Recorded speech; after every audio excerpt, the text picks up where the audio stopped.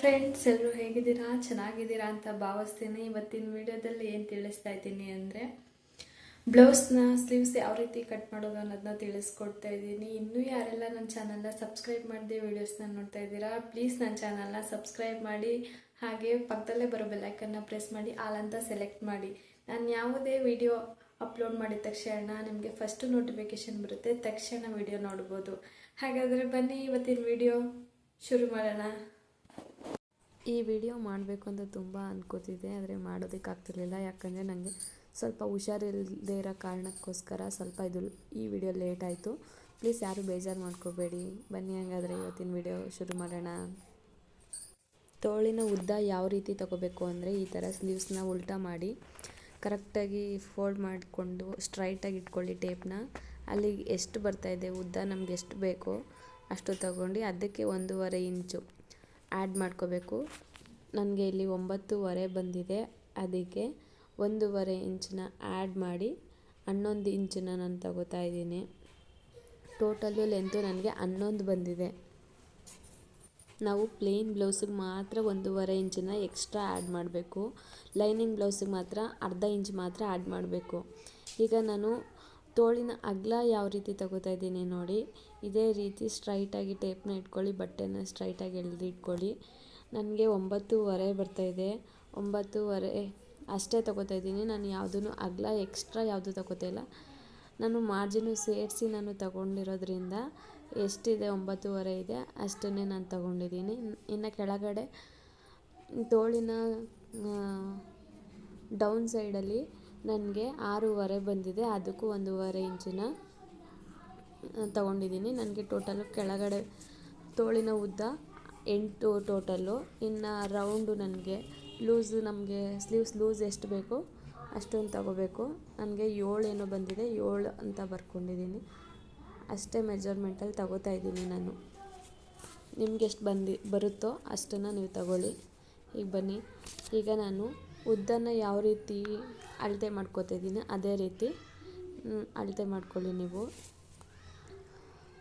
Length ಬಂದು ನಂದು 11 ಇದೆ, ವಿಡ್ತ್ ಬಂದು 9.5 ಇದೆ. ನಾನೀಗ ಇಷ್ಟಕ್ಕೆ ಮಾರ್ಕ್ ಹಾಕೋತಾ ಇದ್ದೀನಿ. ವಿಡ್ತು 9.5, ಲೆಂತ್ ಬಂದು 11ಕ್ಕೆ ಮಾರ್ಕ್ ಹಾಕೋತಾ ಇದ್ದೀನಿ. ಈ ಥರ ಮಾರ್ಕ್ ಮಾಡ್ಕೊಳ್ಳಿ. ಮಾರ್ಕ್ ಮಾಡ್ಕೊಂಡು ಇದನ್ನು ನಮಗೆ ಎಷ್ಟೆಷ್ಟು ಬರ್ತಿದೆ ಒಂದು ಲೈನ್ ಹಾಕ್ಕೊಂಡು ಈ ಥರ ಒಂದು ಸ್ಟ್ರೈಟ್ ಲೈನ್ ಹಾಕ್ಕೊಳ್ಳಿ. ಯಾಕಂದರೆ ನಾವು ಎಲ್ಲಿಗೆ ಫೋಲ್ಡ್ ಮಾಡ್ತೈತಿ ಅಂತ ನಮಗೆ ಗೊತ್ತಾಗಬೇಕಲ್ವ, ಅದಕ್ಕೋಸ್ಕರ ಈ ಥರ ಒಂದು ಲೈನ್ ಹಾಕ್ಕೊಂಡ್ರೆ ನಮಗೆ ಮಾರ್ಕು ಗೊತ್ತಾಗುತ್ತೆ ಎಲ್ಲಿಂದ ಎಲ್ಲಿಗೆ ಫೋಲ್ಡ್ ಮಾಡ್ಕೋಬೇಕು ಅಂತ. ಈಗ ನೀಟಾಗಿ ಫೋಲ್ಡ್ ಮಾಡ್ಕೊಳ್ಳಿ.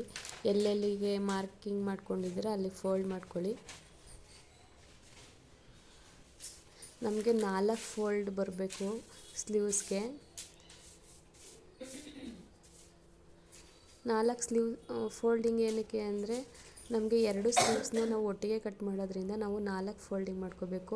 ಈಗ ವಿಡ್ತನ್ನ ನಾನು 9.5ಗೆ ಮಾರ್ಕ್ ಮಾಡ್ಕೊಂಡು ಅದನ್ನು ಮತ್ತೆ ಫೋಲ್ಡ್ ಮಾಡ್ತಾಯಿದ್ದೀನಿ ನಾನು. ನಮ್ಗೆ ಎಲ್ಲಿಗೆ ಅದು ಎಂಡಾಗಿದೆ ಅಲ್ಲಿಗೊಂದು ಲೈನ್ ಹಾಕೋಬಿಡಿ. ಈಗ ಅಲ್ಲಿಗೊಂದು ಸ್ಟ್ರೈಟ್ ಲೈನ್ ಹಾಕ್ಕೊಂಡು ಇಲ್ಲಿಗೊಂದು ಸ್ಟ್ರೈಟ್ ಲೈನ್ ಹಾಕ್ಕೊಳ್ಳಿ.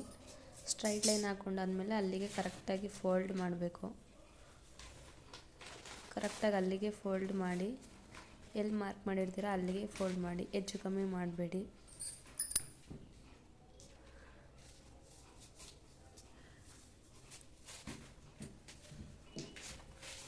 ಕರೆಕ್ಟಾಗಿ ಫೋಲ್ಡ್ ಮಾಡ್ಕೊಳ್ಳಿ. ಲೆಂತು ಬಿಡ್ತು ನಾವು ಎಲ್ಲಿಗೆ ಮಾರ್ಕ್ ಹಾಕ್ತಿರ್ತೀವೋ ಅಲ್ಲಿಗೆ ಕರೆಕ್ಟಾಗಿ ಒಂದೊಂದು ಮಾರ್ಕ್ ಹಾಕ್ಕೊಂಡು ಅಲ್ಲಿಗೆ ಒಂದೊಂದು ಲೈನ್ ಹಾಕ್ಕೊಂಡು ಕರೆಕ್ಟಾಗಿ ಮಾರ್ಕ್ ಮಾಡ್ಕೊಳ್ಳಿ. ಕರೆಕ್ಟಾಗಿ ಮಾರ್ಕ್ ಹಾಕ್ಕೊಂಡ್ರೆ ನೀಟಾಗಿ ಸ್ಲೀವ್ಸ್ ಮೆಜರ್ಮೆಂಟ್ ಗೊತ್ತಾಗುತ್ತೆ ನಮಗೆ. ವಿಡ್ತ್ ಬಂದು 9.5, ಲೆಂತ್ ಬಂದು 11. 11ಕ್ಕೆ ಮಾರ್ಕ್ ಹಾಕ್ಕೊಂಡು ಮತ್ತೆ ಒಂದು ಸ್ಟ್ರೈಟ್ ಲೈನ್ ಹಾಕೋಬೇಕು ಅಲ್ಲಿಗೆ.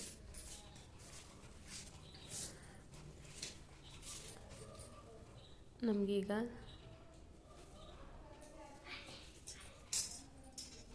ಅಲ್ಲಿಗೊಂದು ಸ್ಟ್ರೈಟ್ ಲೈನ್ ಹಾಕೋಬಿಡಿ. ಲೆಂತ್ 11 ಬಂದಿದೆ ಅಲ್ವಾ. ಅದಾದಮೇಲೆ ನಾನು ಸ್ಲೀವ್ಸ್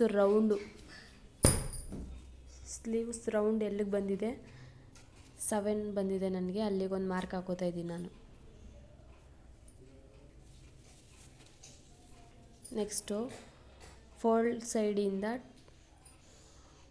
2 ಇಂಚಿಗೆ ಮಾರ್ಕ್ ಹಾಕೋತಾ ಇದ್ದೀನಿ. 2 ಇಂಚ್ ಆದಮೇಲೆ ಇದು ಯಾವುದು ಮೆಜರ್ಮೆಂಟು ಅಂದರೆ ನಾವು ಬಟ್ಟೆನ ಅಟ್ಯಾಚ್ ಮಾಡ್ತೀವಲ್ಲ ಆ ಸೈಡು ನಾವು ಕೆಳಗಡೆಯಿಂದ ಎಷ್ಟು ಇಂಚಿಗೆ ಬೇಕು ಅಂದರೆ ನಮಗೆ 6.5 ಬಂದಿತ್ತು. ನಾವು ಅದಕ್ಕೆ 1.5 ಇಂಚನ್ನ ಆ್ಯಡ್ ಮಾಡಿ ಟೋಟಲ್ ನಮಗೆ 8 ಇಂಚ್ ಏನೋ ಬಂದಿತ್ತು. 8 ಇಂಚಿಗೆ ಒಂದು ಮಾರ್ಕ್ ಮಾಡ್ಕೊಂಡಿದ್ದೀನಿ. ಆಮೇಲೆ 8 ಇಂಚ್ ಆದಮೇಲೆ ನಾನು 8 ಇಂಚ್ ತೊಗೊಂಡಿರೋದು. 8 ಇಂಚ್ ಆದಮೇಲೆ ಅಲ್ಲಿಂದ 8 ಇಂಚ್ ಎಲ್ಲಿಗೆ ಬಂದಿದೆ ಅಲ್ಲಿಂದ 1.5 ತೊಗೊಂಡಿದ್ದೀನಿ. ಎಕ್ಸ್ಟ್ರಾ ಬಟ್ಟೆದು, ಅದು ನಾವು ಎಕ್ಸ್ಟ್ರಾ ಬಿಡ್ತೀವಲ್ಲ ಸ್ಟಿಚ್ಚಿಗೆ, ಅದು 1.5. ಅಲ್ಲಿಂದ ನಾನು 2 ಇಂಚಿಗೆ ಮಾರ್ಕ್ ಹಾಕಿದ್ನಲ್ಲ, ಅಲ್ಲಿಂದ ಅಲ್ಲಿಗೆ ಹಂಗೆ ಕರ್ವ್ ಶೇಪಲ್ಲಿ ತೊಗೊಂಡು ಅಲ್ಲಿ ಒಂದು 3 ಇಂಚಿಗೆ ಮಾರ್ಕ್ ಮಾಡ್ಕೋತಾ ಇದ್ದೀನಿ. 3 ಇಂಚ್ ಕೆಳಗಡೆ 1/2 ಇಂಚಿಗೆ ಒಂದು ಮಾರ್ಕ್ ಮಾಡ್ಕೋತಾ ಇದ್ದೀನಿ. ಆ 1/2 ಇಂಚನ್ನ ಈ ಥರ ಶೇಪ್ ಕೊಟ್ಕೋಬೇಕು. ಅದೇ 2 ಇಂಚಿಂದ ಮತ್ತೆ 1.5 ಇಂಚಿಗೆ ಜಾಯ್ನ್ ಆಗಬೇಕು. ಕೆಳಗಡೆ ಶೇಪ್ ಬಂದು ಈ ಥರ ಜಾಯ್ನ್ ಆಗಬೇಕು. ಆಮೇಲೆ ಕೆಳಗಡೆ 1 ಇಂಚಿಗೆ ಮಾರ್ಕ್ ಮಾಡ್ತಾ ಇರೋದು ನಾನು.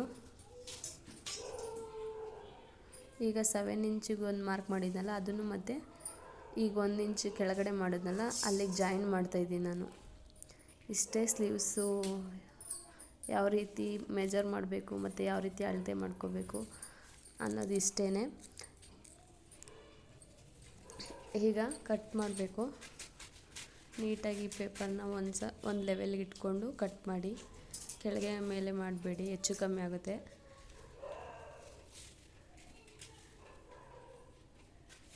ಫಸ್ಟು ನಾವು ಎಲ್ಲೆಲ್ಲಿ ಮಾರ್ಕ್ ಮಾಡಿದ್ದೀವೋ ಅಲ್ಲಿ ಕಟ್ ಮಾಡಿ. 1 ಇಂಚ್ ಕೆಳಗಡೆ 1 ಇಂಚ್ ತೊಗೊಂಡಿದ್ದೀನಲ್ಲ ಅಲ್ಲಿಗೆ ಸ್ಟಾಪ್ ಮಾಡಿ ಮತ್ತೆ ಅಲ್ಲಿಂದ ಸ್ಟ್ರೈಟ್ ಕಟ್ ಮಾಡಿದ್ದೀನಿ. ಈಗ ಮೇಲ್ಗಡೆ ಲೈನು ಕಟ್ ಮಾಡಬೇಕು. 1.5 ಇಂಚಿಂದ ಸ್ಟ್ರೈಟ್ ಬಂದು ಮೇಲ್ಗಡೆ ಲೈನ್ನ ಫಸ್ಟ್ ಕಟ್ ಮಾಡಬೇಕು. 2 ಇಂಚಿಗೆ ಲಾಸ್ಟ್ ಮಾಡಬೇಕು. 2 ಇಂಚಿಗೆ ಮಾರ್ಕ್ ಮಾಡಿದ್ನಲ್ಲ ಅಲ್ಲಿಗೆ ಲಾಸ್ಟ್ ಮಾಡಬೇಕು. ಈಗ ಆ ಪೇಪರೆಲ್ಲ ಎತ್ತಿಟ್ಟು ಈಗ ಎರಡನ್ನೂ ಸಹ ಓಪನ್ ಮಾಡಿ ಇನ್ನು 1/2 ಇಂಚಿಗೆ ಒಂದು ಮಾರ್ಕ್ ಹಾಕಿದ್ದೀವಲ್ಲ ಆ ಎಕ್ಸ್ಟ್ರಾನ ತೆಗಿಬೇಕು ನಾವೀಗ. 1.5 ಇಂಚಿಂದ ಸ್ಟಾರ್ಟ್ ಮಾಡಬೇಕು. 1.5 ಇಂಚ್ ಆಲ್ರೆಡಿ ಕಟ್ ಮಾಡಿದ್ದೀವಿ, ಎರಡನ್ನೂ ಸೇರಿ 4 ಸೇರಿ. ಈಗ 2 ಪೇಪರ್ ಇಟ್ಕೊಂಡು ಅವೆರಡೂ 1/2 ಇಂಚದು ಎಕ್ಸ್ಟ್ರಾ ಕಟ್ ಮಾಡಿ ಅಲ್ಲಿಗೊಂದು ಈಗ ಓಪನ್ ಮಾಡ್ಕೋತಿದ್ದೀನಿ. ಕಟ್ ಮಾಡಾದಮೇಲೆ ಈಗ ನಮಗೆ 2 ಸ್ಲೀವ್ಸು ಸಿಗುತ್ತೆ. 2 ಕಡೆ ಸ್ಲೀವ್ಸ್ನು ಒಟ್ಟಿಗೆ ಕಟ್ ಮಾಡಿರೋದ್ರಿಂದ ಈಗ ಅಲ್ಲಿಗೆ ಫ್ರಂಟ್ ಸೈಡ್ ಇದು ಬರೋದು ಎಕ್ಸ್ಟ್ರಾ ಕಟ್ ಮಾಡಿದ್ದು ಫ್ರಂಟ್ ಸೈಡ್ ಬರುತ್ತೆ. ಈ ಕಡೆ ಸೈಡ್ದು ಬ್ಯಾಕ್ ಸೈಡ್ ಬರುತ್ತೆ. ಅಲ್ಲಿಗೊಂದು ನಾಚ್ ಹಾಕ್ಕೊಳ್ಳಿ. ಆ ಥರ ಫ್ರಂಟ್ ಸೈಡ್ ಯಾವುದು ಅಂತ ನಮಗೆ ಗೊತ್ತಾಗಲಿ ಅನ್ನೋ ಕಾರಣಕ್ಕೆ ಆ ಥರ ನಾಚ್ ಹಾಕ್ಕೊಂಡ್ರೆ ನಮಗೆ ಪೂರ್ತಿಯಾಗಿ ಗೊತ್ತಾಗುತ್ತೆ. ಇಷ್ಟೇ ಸಿಂಪಲ್ಲಾಗಿ ಬ್ಲೌಸ್ ಸ್ಲೀವ್ಸ್ನ ಕಟ್ ಮಾಡೋದು.